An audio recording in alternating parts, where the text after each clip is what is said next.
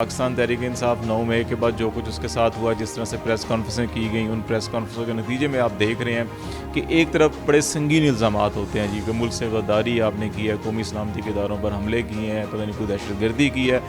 अभी जो है दो जगह के ऊपर जो है कि मुझे महाज गर्म होता हुआ दिखाई दे रहा है। एक ये है कि अदालत के अंदर जो है कि दरवाज़ा खटकाया जाएगा, जमात इस्लामी भी, पाकिस्तान तहरीक इंसाफ भी। तहरीक इंसाफ अपने उन अरकान को जो वोट डालने नहीं आए उनको शोकाज नोटिस भी करेंगे, मुमकिन है उनकी बुनियादी रुकनियत ख़त्म की जाए। क्योंकि मोहतरम बेनज़ीर भुट्टो और नवाज शरीफ साहब ने इस सारी जो पाकिस्तान की सियासी तारीख इन स्याह कारनामों से भरी हुई है उससे एक सबक सीखा था, जिसके नतीजे में मिसाक जमहूरियत हुआ था कि पाकिस्तान वापस उन सियासी रवैयों और अक़दार में चला गया है जहाँ पे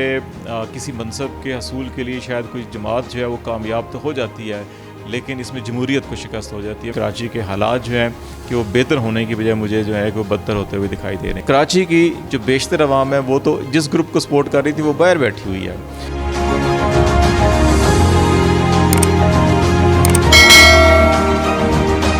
अस्सलाम वालेकुम नाज़रीन, औसाफ डिजिटल के साथ मैं हूं सियाब अहमद अब्बासी। आपको खुश आमदीद कहते हैं। नाज़रीन, कराची में समुद्री तूफ़ान आए या ना आए, लेकिन कराची की सियासत के अंदर एक तूफ़ान आ चुका है। मेरे साथ आज जो शख्सियत मौजूद हैं, खालिद जमील साहब, इनसे आज बात करेंगे कि ये अचानक 193 सीट्स होने के बावजूद भी कराची में जमात इस्लामी अपना मेयर मुंतखब क्यों नहीं करवा सकी। देखें, इसमें बड़ी बदकिस्मती ये है कि पाकिस्तान की सियासी तारीख भरी हुई है ऐसे वाक़यात से कि जब सियासी जमातों के अंदर तोड़ फोड़ की जाती है, मैंडेट चोरी किया जाता है, बल्कि मैंडेट्स के ऊपर डाके डाले जाते हैं। ये अभी जो कराची में ये हुआ है, इससे पहले आपने देखा नेशनल असम्बली में जो PTI के मुनरिफ अरकान जो है कि वो अलग हुए, और उसके बाद PTI की गवर्नमेंट ख़त्म हुई। इससे पहले 2002 में आपको देखा होगा कि पाकिस्तान पीपल्स पार्टी के अंदर पेट्रियाट ग्रुप बना, पाकिस्तान मुस्लिम लीग नून के अंदर 99 के बाद जो है कि काफ लीग बनी, और इससे पहले भी कई दफ़ा ये ऐसे वाक़यात हुए हैं। असल में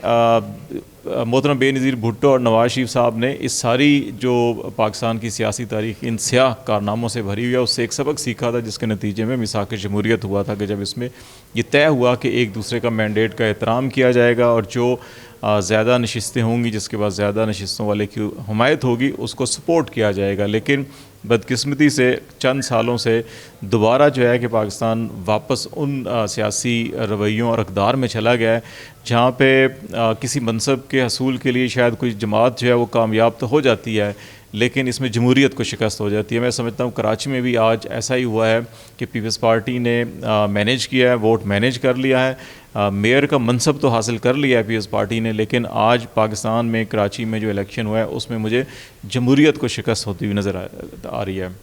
अच्छा खालिद साहब, ये बताएं कि सेनेट में जिस तरह हमने 2 साल पहले देखा था, कि आपको वो एक्शन रिप्ले होता नज़र आया? आज भी कहीं ना कहीं सीट ज़्यादा थी, फिर भी मेयर मुंतखब नहीं। देखिए, मैंने कहा ना कि पाकिस्तान की सियासी तारीख भरी हुई है सियासी वफादारी बदलने के लिए। ये सेनेट में हुआ, ये नेशनल असम्बली में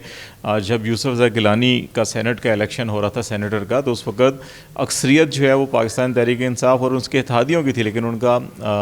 अब्दुल हफीज़ शेख जो थे, डॉक्टर हफीज़ शेख, वो कैंडिडेट हार गया था, जिसके बाद प्राइम मिनिस्टर उस वक़्त के इमरान खान को एतमाद का वोट लेना पड़ा। इसी तरह सेनेट के अंदर अपोजिशन की अक्सरियत थी, लेकिन चेयरमैन का इंतखाब जब वही सादिक संजरानी अभी भी हैं, उस वक़्त भी थे, उससे पहले भी जिन इत्तेहादियों ने बनाया था,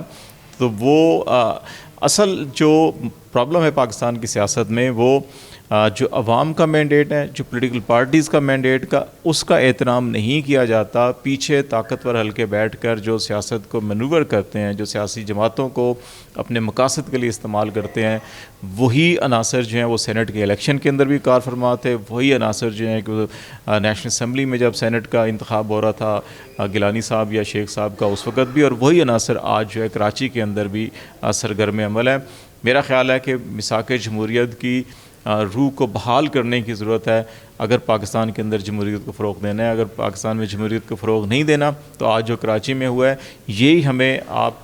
जो नेक्स्ट जनरल इलेक्शन होंगे पाकिस्तान में, आपको वहाँ भी ऐसे अवामिल नज़र आएंगे। अच्छा खालिद साहब, आपके सोर्स भी बड़े तगड़े हैं। ये बताएं कि जो 13 लोगों के बारे में जिनकी बात की जा रही है कि उन्होंने वोट कास्ट नहीं किया,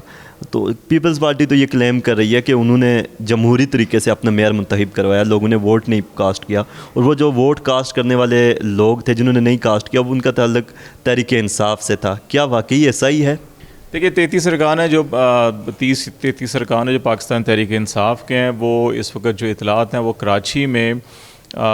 پاکستان پیپلز پارٹی کی ہی سرپرستی میں ان کو کسی جگہ پہ رکھا گیا ہے، اور وہاں پہ جو سیکیورٹی ہے وہ بھی اس وقت پاکستان پیپلز پارٹی اور وہاں کے جو ادارے ہیں ان کے پاس ہے۔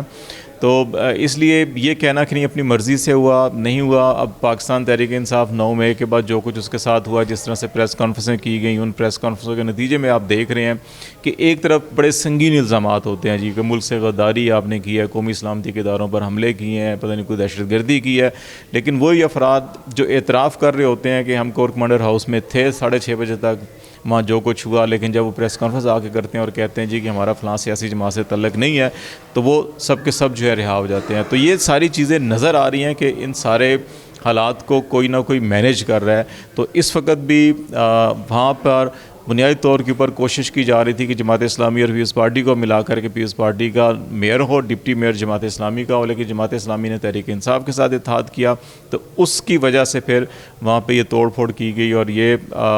جواز بنا کر ان ارکان کو غائب کیا گیا، لیکن میرا خیال ہے یہ بدقسمتی ہے جمہوریت کے لیے۔ اچھا یہ بتائیں کہ اس میں آپ کو جماعت اسلامی کی طرف سے کوئی اسٹرانگ ریئیکشن آپ کو آتا نظر آ رہا ہے؟ دیکھیں آج بھی بدقسمتی سے جو کچھ ہوا نہیں ہونا چاہیے، سیاسی ورکرز کی گلی محلے کے اندر لڑائی نہیں ہونی چاہیے۔ آج بھی وہاں پولنگ جب ہو رہی تھی، اس کے بعد جب نتائج سامنے آئے تو باہر وہاں پہ دھینگا مچتی ہوئی، ہاتھا پائی، پتھراؤ ہوا، گاڑیوں کے شیشے ٹوٹے، گرفتاریاں بھی ہوئیں۔ ایسی اطلاعات بھی ہیں کہ کچھ ناظمین جو ہے کہ آئے تھے لیکن ان کو اندر داخل نہیں ہونے دیا گیا، یہ بھی بعض اطلاعات ہیں، اور ان کی کچھ ویڈیوز بھی سوشل میڈیا کے اوپر سرکولیٹ کر رہی ہیں۔ ابھی جو ہے 2 جگہ کے اوپر جو ہے کہ مجھے محاذ گرم ہوتا ہوا دکھائی دے رہا ہے۔ ایک یہ ہے کہ عدالت کے اندر جو ہے کہ دروازہ کھٹکایا جائے گا، جماعت اسلامی بھی، پاکستان تحریک انصاف بھی، تحریک انصاف اپنے ان ارکان کو جو ووٹ ڈالنے نہیں آئے ان کو شوکاز نوٹس بھی کریں گے، ممکن ہے ان کی بنیادی رکنیت ختم کی جائے، کیونکہ الیکشن ایکٹ کے تحت جو سپریم کورٹ نے جس کی تشریح کی تھی اس میں یہی کہا گیا تھا کہ ووٹ کاؤنٹ نہیں ہوں گے، اور جو نہیں پارٹی ڈسپلن کی خلاف ورزی کریں گے ان کو پھر نااہل بھی کیا جائے گا، تو یہ ان کے ساتھ تو ہوگا۔ لیکن دوسری طرف جو ہے جماعت اسلامی کہہ رہی ہے ہم سڑکوں پر بھی احتجاج کریں گے، اور جماعت اسلامی کی اسٹریٹ پاور ہے ان کے پاس، اور کراچی میں جو